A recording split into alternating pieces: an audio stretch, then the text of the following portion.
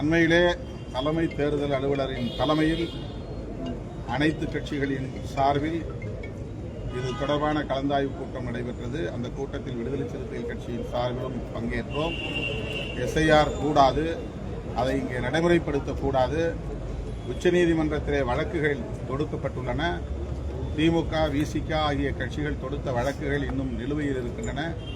எனவே எஸ்ஐஆர் என்கிற சிறப்பு தீவிர திருத்த நடவடிக்கையை உச்சநீதிமன்ற வழக்கு முடிகிற வரையில் இங்கே நடைமுறைப்படுத்தக்கூடாது என்று வலியுறுத்தி விடுதலை சிறுத்தைகள் கட்சியின் சார்பில் கோரிக்கை மனு ஒன்றையும் வழங்கியிருக்கிறோம்.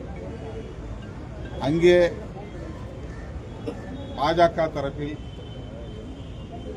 எஸ்ஐஆர் வேண்டாம் என்கிற கருத்தை சொன்னதாக தெரிகிறது.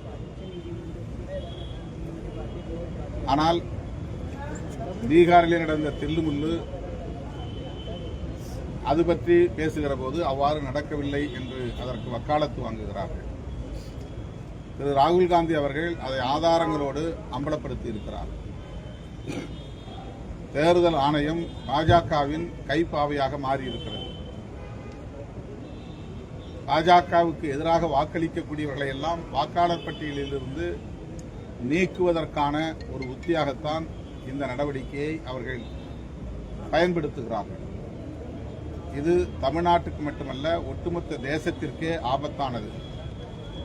ஆகவேதான் தமிழ்நாட்டில் இதை நாம் அனுமதிக்க மாட்டோம் என்று வலுவாக குரல் எழுப்பி வருகிறோம்.